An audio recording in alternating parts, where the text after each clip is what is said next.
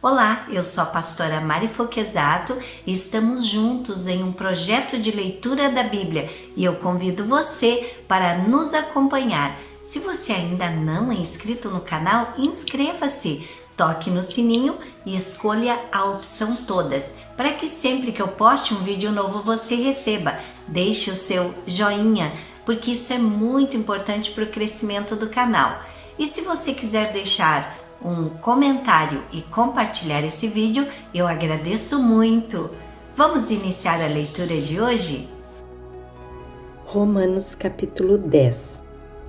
Irmãos, o desejo do meu coração e a minha oração a Deus pelos israelitas é que eles sejam salvos. Posso testemunhar que eles têm zelo por Deus, mas o seu zelo não se baseia no conhecimento, porquanto, ignorando a justiça que vem de Deus e procurando estabelecer a sua própria, não se submeteram à justiça de Deus, porque o fim da lei é Cristo, para a justificação de todo o que crê. Moisés descreve desta forma a justiça que vem da lei. O homem que fizer estas coisas viverá por meio delas.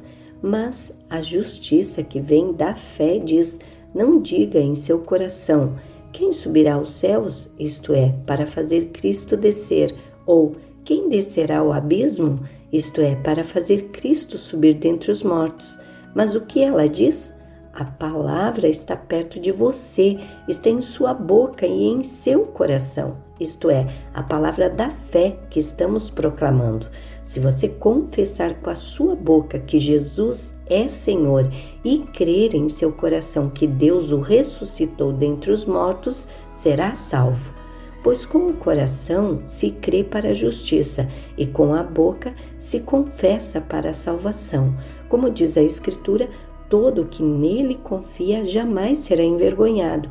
Não há diferença entre judeus e gentios, pois o mesmo Senhor é Senhor de todos e abençoa ricamente todos os que o invocam, porque todo aquele que invocar o nome do Senhor será salvo. Como, pois, invocarão aquele em quem não creram? E como crerão naquele de quem não ouviram falar? E como ouvirão se não houver quem pregue? E como pregarão se não foram enviados? Como está escrito: como são belos os pés dos que anunciam boas novas. No entanto, nem todos os israelitas aceitaram as boas novas, pois Isaías diz: Senhor, quem creu em nossa mensagem?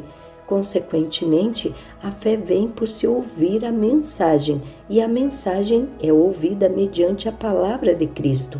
Mas eu pergunto, eles não a ouviram? Claro que sim. A sua voz ressoou por toda a terra, e as suas palavras até os confins do mundo. Novamente pergunto, será que Moisés não entendeu? Em primeiro lugar, Moisés disse: farei que tenham ciúmes de quem não é meu povo, e os provocarei a ira por meio de um povo sem entendimento. E Isaías diz ousadamente: fui achado por aqueles que não me procuravam, revelei-me àqueles que não perguntavam por mim. Mas a respeito de Israel, ele diz: o tempo todo estendi as mãos a um povo desobediente e rebelde. Romanos capítulo 11. O remanescente de Israel. Pergunto, pois, acaso Deus rejeitou o seu povo? De maneira nenhuma. Eu sou israelita, descendente de Abraão, da tribo de Benjamim. Deus não rejeitou o seu povo, o qual de antemão conheceu. Ou vocês não sabem como Elias clamou a Deus contra Israel, conforme diz a Escritura? Senhor, mataram os teus profetas e derrubaram os teus altares. Sou o único que sobrou e agora estão procurando matar-me. E qual foi a resposta divina? Reservei para mim 7.000 homens que não dobraram os joelhos diante de Baal. Assim, hoje também há um remanescente escolhido pela graça. E se é pela graça, já não é mais pelas obras. Se fosse a graça, já não seria graça. Que dizer então? Israel não conseguiu aquilo que tanto buscava, mas os eleitos o obtiveram. Os demais foram endurecidos, como está escrito: Deus lhes deu um espírito de atordoamento, olhos para não ver e ouvidos para não ouvir até o dia de hoje. E Davi diz que a mesa deles se transforme em laço e armadilha, pedra de tropeço e retribuição para eles. Escureçam-se os seus olhos, para que não consigam ver, e suas costas fiquem encurvadas para sempre. Os ramos enxertados. Novamente pergunto, acaso tropeçaram para que ficassem caídos? De maneira nenhuma, ao contrário, por causa da transgressão deles, veio salvação para os gentios, para provocar ciúme em Israel. Mas se a transgressão deles significa riqueza para o mundo e o seu fracasso riqueza para os gentios, quanto mais significará a sua plenitude? Estou falando a vocês, gentios. Visto que sou apóstolo para os gentios, exalto o meu ministério, na esperança de que de alguma forma possa provocar ciúme em meu próprio povo e salvar alguns deles.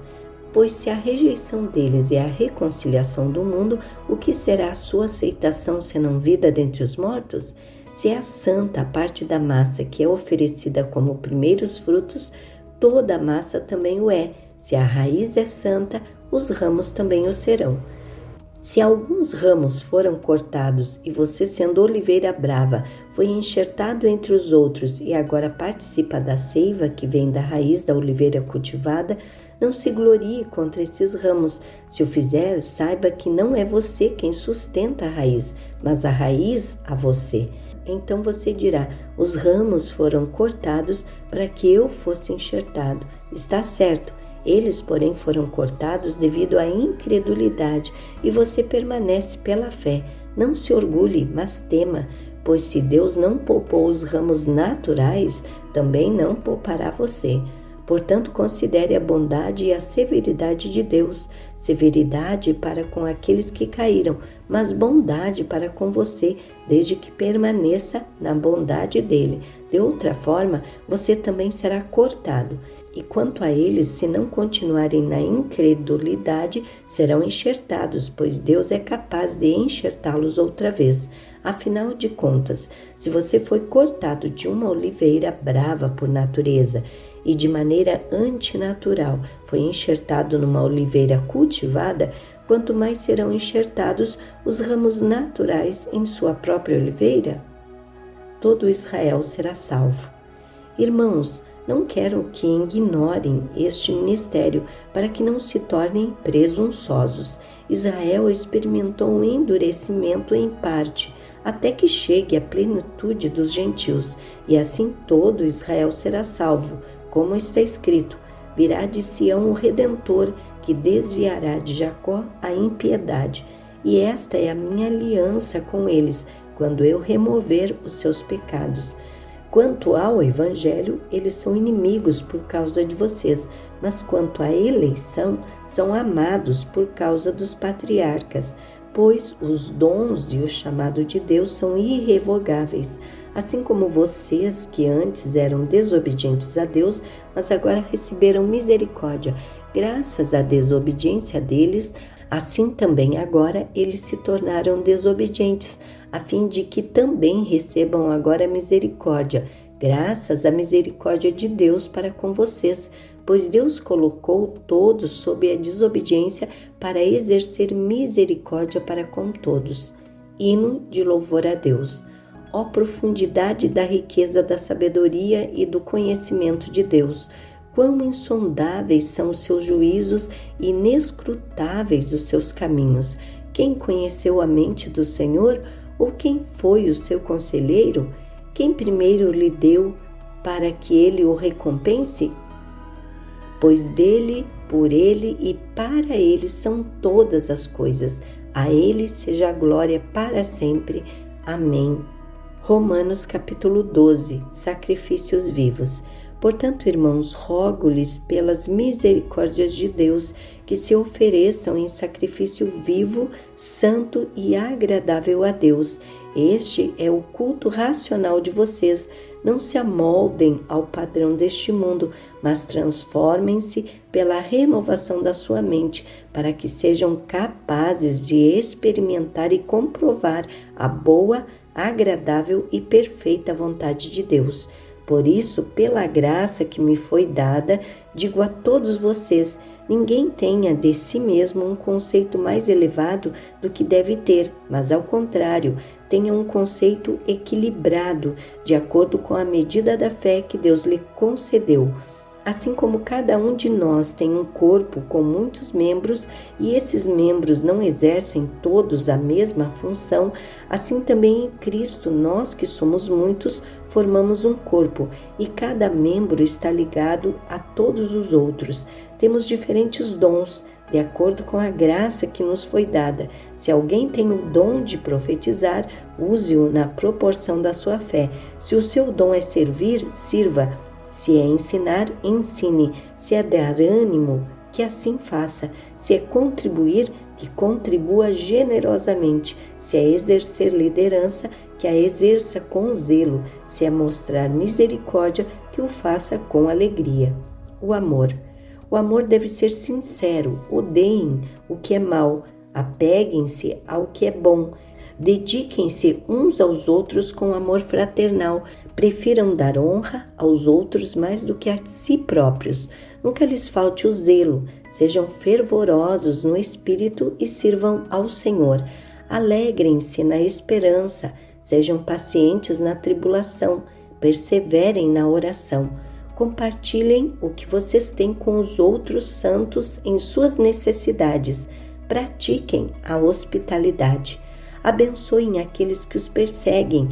Abençoem e não os amaldiçoem. Alegrem-se com os que se alegram, chorem com os que choram. Tenham uma mesma atitude uns para com os outros. Não sejam orgulhosos, mas estejam dispostos a associar-se a pessoas de posição inferior. Não sejam sábios aos seus próprios olhos. Não retribuam a ninguém mal por mal. Procurem fazer o que é correto aos olhos de todos. Façam todo o possível para viver em paz com todos. Amados, nunca procurem vingar-se, mas deixem com Deus a ira, pois está escrito: minha é a vingança, eu retribuirei, diz o Senhor. Ao contrário, se o seu inimigo tiver fome, dê-lhe de comer, se tiver sede, dê-lhe de beber. Fazendo isso, você amontoará brasas vivas sobre a cabeça dele. Não se deixe vencer pelo mal, mas vençam o mal com o bem. Romanos capítulo 13. Submissão às autoridades. Todos devem sujeitar-se às autoridades governamentais, pois não há autoridade que não venha de Deus. As autoridades que existem foram por ele estabelecidas. Portanto, aquele que se rebela contra a autoridade está se colocando contra o que Deus instituiu, e aqueles que assim procedem trazem condenação sobre si mesmos. Pois os governantes não devem ser temidos, a não ser pelos que praticam o mal. Você quer viver livre do medo da autoridade? Pratique o bem e ela o enaltecerá, pois é serva de Deus para o seu bem. Mas se você praticar o mal, tenha medo, pois ela não porta a espada sem motivo. É serva de Deus, agente da justiça, para punir quem pratica o mal. Portanto, é necessário que sejamos submissos às autoridades, não apenas por causa da possibilidade de uma punição, mas também por questão de consciência. É por isso também que vocês pagam impostos, pois as autoridades estão a serviço de Deus, sempre dedicadas a esse trabalho. Deem a cada um o que lhe é devido. Se imposto, imposto. Se tributo, tributo. Se temor, temor. Se honra, honra. O amor ao próximo e o fim dos tempos.